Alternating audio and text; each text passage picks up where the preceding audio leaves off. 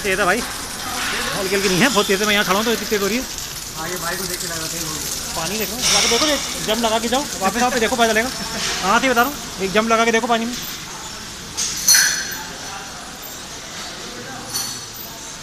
हमारा जिम